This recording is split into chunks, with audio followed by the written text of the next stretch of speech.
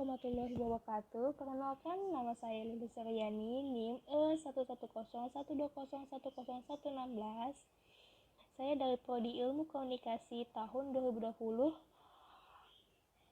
Universitas Tanjung Pura. Di sini saya akan menyampaikan tentang 25 teori komunikasi.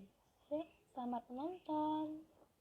Teori informatif. Teori ini dikembangkan oleh Sandor dan Weber pada tahun 1949. Teori informatif merupakan teori yang menitik beratkan pada komunikasi sebagai suatu transmisi pesan dan bagaimana seorang transmitter menggunakan media dalam melakukan komunikasi. Jika sinyal yang digunakan untuk media haruslah baik, maka pesan yang disampaikan dalam komunikasi akan berjalan dengan lancar. Begitu juga sebaliknya, jika sinyal yang digunakan media buruk atau kurang baik, maka pesan yang disampaikan akan kurang efektif. Teori motivasi. Teori ini dikembangkan oleh Abraham Maslow. Abraham Maslow menyebutkan perilaku setiap manusia sangat dipengaruhi oleh motivasi yang mengarahkan manusia untuk mencapai tujuan hidup mereka, dan dengan tujuan hidup inilah mereka mempunyai kebutuhan tertentu untuk memenuhi keseharian mereka.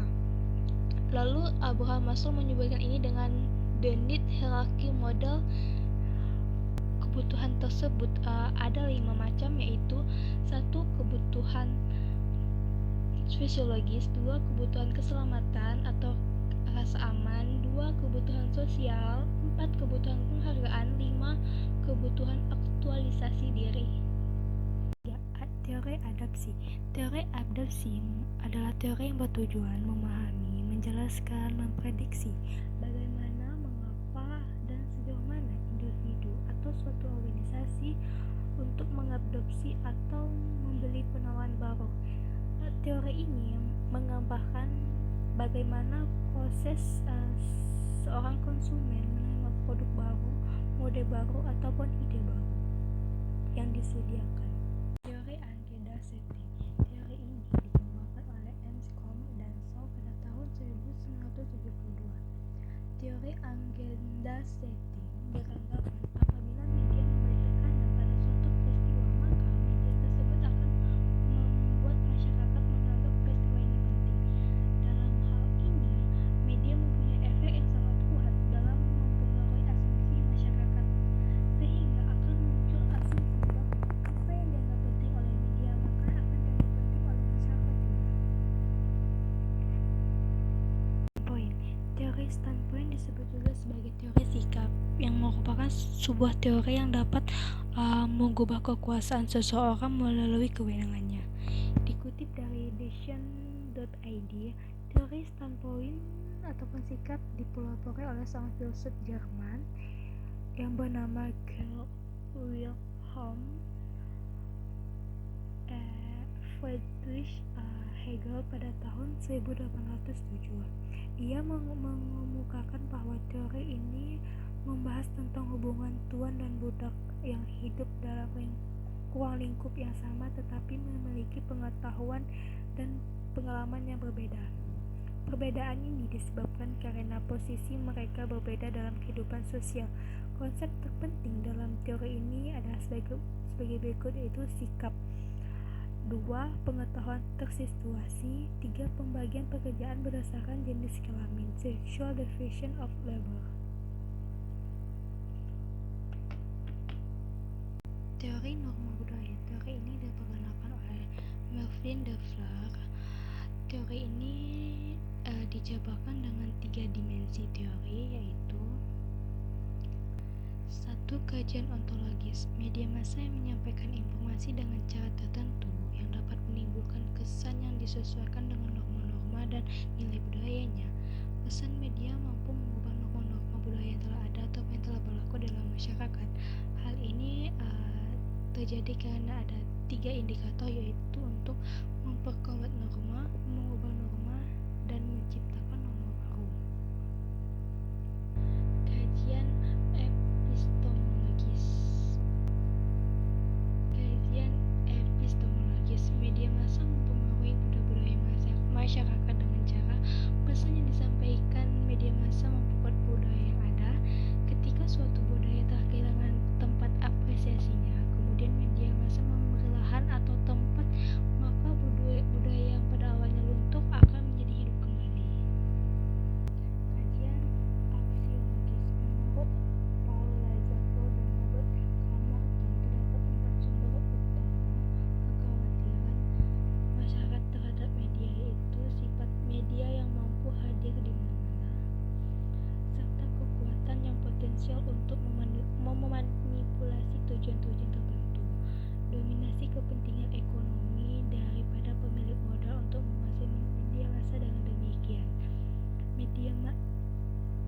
media massa dapat digunakan sebagai jaminan untuk ketundukan masyarakat terhadap statusnya, sehingga memperkecil kritik sosial dan memperlemah kemampuan khalayak untuk berpikir kritis. 7. Teori kognitivisme. Teori ini mengedepankan proses belajar dibanding dengan hasil proses itu sendiri. Belajar tidak hanya sekedar melibatkan hubungan antara stimulus dan respon, tetapi juga melibatkan proses berpikir yang kompleks. Lebih dari ini, belajar juga merupakan proses perubahan persepsi dan pemahaman terhadap bagaimana kita menilai suatu kejadian dalam lingkungan kita. Teori ketergantungan. Teori ini dikemukakan oleh Sandra Ball dan Marvin Defler pada tahun 1976. Fokus dari teori ini terletak pada kondisi struktural yang ada pada masyarakat. Fokus ini sangat cenderung mudah untuk dipengaruhi oleh media massa. Karena ini dapat disematkan pada komunitas masyarakat modern, di mana pada masyarakat modern media massa dianggap suatu hal yang sangat penting dalam mencapai tujuan beberapa proses. Di antaranya yaitu proses memelihara perubahan serta konflik dalam tataran masyarakat dan masalah perorangan dalam suatu aktivitas sosial. 9. Teori inokulasi. Pada teori ini disampaikan oleh Miss Gray, di mana inokulasi dapat disebut sebagai suntikan yang mengambil analogi pada ilmu medis. Ibarat orang yang tidak siap menahan penyakit, maka dia harus disuntikan vaksin untuk memperkuat daya tahan tubuhnya. Teori ini mengungkapkan bahwa lebih baik membekali terwujud dengan argumen sanggahan daripada membiarkannya tidak siap menyangkal perspektif awal. 10. Teori kultivasi. Teori ini merupakan teori komunikasi yang membahas mengenai efek dari komunikasi massa. Pandangan dari teori ini adalah bahwa media massa memiliki efek yang bersifat kumulatif dan lebih berdampak pada tataran sosial budaya dalam masyarakat daripada personal seorang. Teori ini dikembangkan oleh Georgi Gabner. 11. Teori Spiral of Silence. Ini dikembangkan oleh Elizabeth Knopf dan Neumann pada tahun 1976. Teori ini berkaitan dengan bagaimana terbentuknya suatu pendapat umum dalam masyarakat. Spiral of Silence menjelaskan bahwa terbentuknya pendapat umum dalam masyarakat ditentukan oleh proses saling mempengaruhi antara komunikasi massa, komunikasi antar pribadi, dan persepsi masing-masing individu serta hubungannya dengan pendapat orang lain dalam masyarakat tersebut. 12. Teori belajar sosial. Teori ini dicetuskan oleh Bandura pada tahun 1925. Ia mengungkapkan bahwa perilaku manusia dalam konteks sebuah interaksi tingkah laku terdapat hubungan timbal balik yang saling berkesinambungan. Interaksi terjadi antara perilaku kognitif dan pengaruh lingkungan. Pengalaman melalui observasi dan pengamatan terhadap suatu pesan yang disampaikan menjadi suatu hal yang penting dalam teori ini.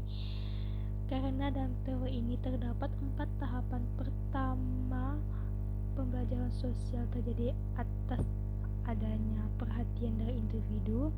Kedua, pembelajaran sosial dilakukan melalui ingatan. Ketiga, pembelajaran sosial dilakukan melalui tindakan. Serta yang terakhir yaitu pembelajaran sosial dilakukan atas dasar motivasi dari masing-masing individu. 13. Teori dependensi efek komunikasi massa. Teori ini merupakan salah satu teori dari komunikasi massa. Dependensi efek komunikasi massa beranggapan bahwa kepercayaan individu kepada media akan berkembang apabila kebutuhan yang tidak dapat ditemukan dalam pengalamannya langsung terpenuhi. Massa dinilai bergantung pada media untuk mencapai tujuan. Ini merupakan pendekatan konsisten dengan gagasan dasar dari model penggunaan.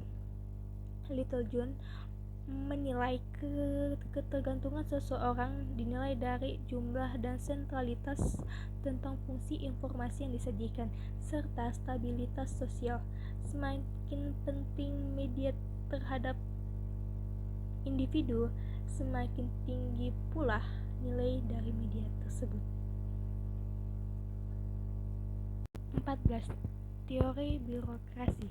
Teori ini digunakan untuk komunikasi massa. 14. Teori birokrasi. Teori ini digunakan untuk komunikasi organisasi. Max Weber mengungkapkan bahwa media birokrasi yang seringkali dipakai untuk mencapai komunikasi organisasi yang efektif. Dan menurut Weber, ada 8 karakteristik struktural terkait birokrasi organisasi, yaitu terdapat aturan dan prosedur sesuai standar, mampu meminimalisir pekerjaan yang sulit, organisasi yang terstruktur, kemampuan anggota yang mumpuni, memiliki kemampuan multitasking, proporsionalitas yang tinggi, uraian tugas yang terstruktur dan teratur, rasionalitas untuk mencapai keberhasilan. 15. Teori analisis transaksional. Analisis transaksional merupakan pendekatan fisioterapi yang menekankan hubungan interaksional. Transaksional sendiri dimaksudkan sebagai hubungan komunikasi antar individu. Teori ini digunakan untuk mengetahui bentuk dan isi pesan yang disampaikan dalam suatu komunikasi. Analisis ini bertujuan mengetahui tingkat keefektifan komunikasi yang terjadi antara individu. Eric Berne sebagai pengembang teori analisis ini dinilai cocok untuk digunakan dalam konseling kelompok. 16. Teori pengharapan nilai. Teori ini merupakan bagian dari teori komunikasi massa. Teori pengharapan nilai bertujuan untuk mengetahui pengaruh penggunaan media terhadap massa yang dinilai dari kepentingan penggunaannya. Sikap seseorang terhadap segmen-segmen media ditentukan dari evaluasi dan perspektif mereka terhadap media tersebut. 16. Teori pengharapan nilai. Teori ini merupakan bagian dari teori komunikasi massa. Teori pengharapan nilai bertujuan untuk mengetahui pengaruh penggunaan media terhadap massa yang dinilai dari kepentingan penggunaannya. Sikap seseorang terhadap segmen-segmen media ditentukan dari evaluasi dan perspektif mereka terhadap media tersebut. 17. Teori operant conditioning atau Skinner. Teori ini dikemukakan oleh Skinner pada tahun 1904 sampai 1990. Skinner menganggap penghargaan dan motivasi adalah dua faktor penting dalam pembelajaran. Tak hanya itu, Skinner juga berpendapat bahwa tujuan psikologi dalam komunikasi adalah untuk mengontrol tingkah laku seseorang. Dan pada teori ini, seorang guru memberikan penghargaan hadiah atau nilai tinggi yang bertujuan agar anak menjadi lebih rajin. Di sisi lain, operant conditioning merupakan suatu proses pemberian motivasi terhadap suatu perilaku yang kemudian mengakibatkan perilaku tersebut dapat terulang dan menghilang sesuai keinginan. 18. Teori classical conditioning. Teori ini dikemukakan pertama kali oleh Pavlov. Menurutnya, belajar merupakan suatu proses perubahan yang terjadi karena adanya syarat-syarat ataupun condition. Kemudian syarat-syarat tersebut akan menimbulkan reaksi ataupun respon. Lalu untuk membuat seseorang itu belajar, keberadaan syarat-syarat tersebut harus dibutuhkan. Di sisi lain, fokus dalam teori ini adalah belajar pembelajaran yang terjadi secara otomatis setelah latihan-latihan yang dilakukan terus-menerus. Beberapa penganut dari teori ini menjelaskan bahwa segala bentuk tingkah laku manusia adalah hasil dari condition. Hasil tersebut berasal dari latihan ataupun kebiasaan yang kemudian bereaksi terhadap rangsangan tertentu dalam kehidupan sehari-hari. 19. Teori penyusun tindakan. Teori ini dikembangkan oleh John Grant. Teori penyusun tindakan menguji cara kita mengatur pengetahuan dalam pikiran dan menggunakannya untuk membentuk pesan. Kita dapat membentuk pesan dengan menggunakan pengetahuan yang secara spesifik maupun pengetahuan secara prosedural. Pengetahuan prosedur sendiri terdiri dari sesuatu yang berhubungan dengan perilaku, akibat, dan situasi. 20. Teori presentasi diri. Menurut Goffman bahwa salah satu aturan dasar interaksi sosial adalah komitmen yang saling timbal balik di antara individu-individu yang terlibat mengenai peran yang harus dimainkan. Mungkin satu pertanyaan cukup mendasar dalam hubungan ini, bagaimana individu dapat menciptakan suatu kesan yang baik. Untuk menciptakan suatu kesan yang baik, maka itu dipengaruhi oleh penampilan muka, keterlibatan kita dalam suatu peran tersebut, mewujudkan idealisasi harapan orang lain terhadap peran yang kita mainkan. Kesenjangan pengetahuan. Dalam teori ini mengatakan bahwa dengan bertambahnya jumlah informasi mengenai suatu topik mengakibatkan bertambahnya pula kesenjangan pengetahuan antara mereka yang mengetahui lebih banyak dan mereka yang mengetahui lebih sedikit. Pada teori ini dapat membantu menjelaskan berbagai penelitian yang menitikberatkan pada opini publik.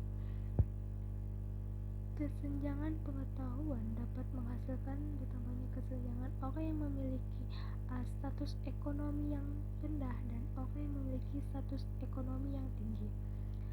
5. Alasan kenapa terjadi kesenjangan pengetahuan dengan orang yang memiliki sosial ekonomi yang tinggi. 1. Memiliki keterampilan komunikasi, pendidikan, kemampuan membaca, dan kemampuan mengingat informasi yang lebih baik. 2. Dapat menyimpan informasi secara lebih mudah dan mengingat topik berdasarkan latar belakang pengetahuan. 3. Memiliki konteks sosial lebih relevan. 4. Lebih baik dalam melakukan terpaan seleksi, penerimaan, dan retensi.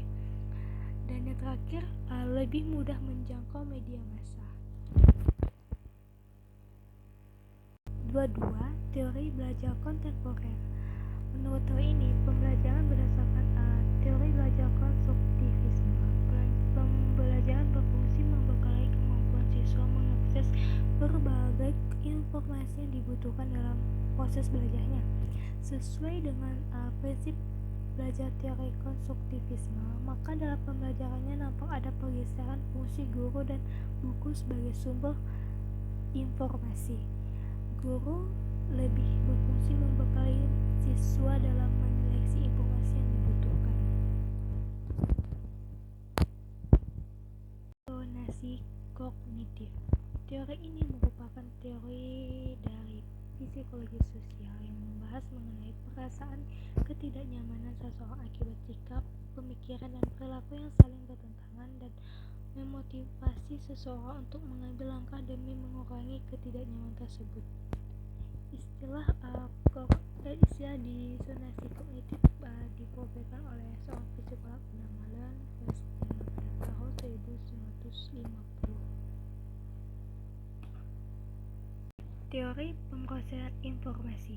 Teori ini memandang aspek lingkungan sebagai peranan penting dalam proses pembelajaran.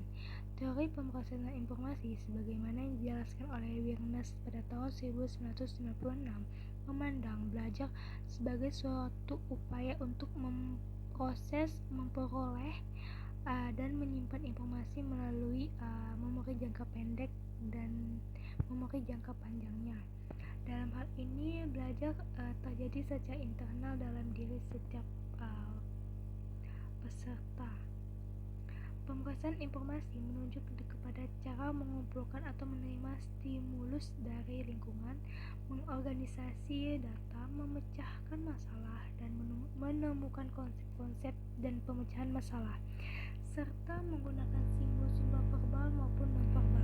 Teori ini berkenaan dengan kemampuan memecahkan masalah dan kemampuan berpikir produktif, serta berkenaan dengan kemampuan intelektual umum.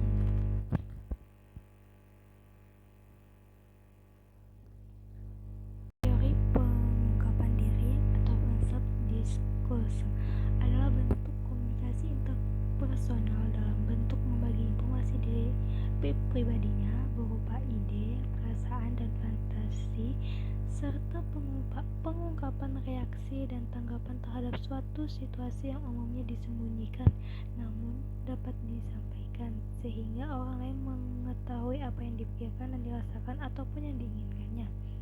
Pengungkapan diri ini dilakukan secara tepat. Ini merupakan salah satu dari indikasi kesehatan mental seseorang. Pengungkapan diri dapat bersifat deskriptif maupun evaluatif. Pengungkapan diri deskriptif yaitu seseorang yang melukiskan berbagai fakta mengenai dirinya yang mungkin belum diketahui oleh pendengar, seperti pekerjaan, tempat tinggal, dan sebagainya. Pengungkapan diri evaluatif yaitu seseorang yang mengumpulkan pendapat atau perasaan pribadinya seperti perasaan menyukai orang-orang tertentu, merasa cemas karena terlalu gemuk, tidak suka bangun pagi, dan lainnya. Sekian teori yang bisa saya sampaikan. Saya ucapkan terima kasih.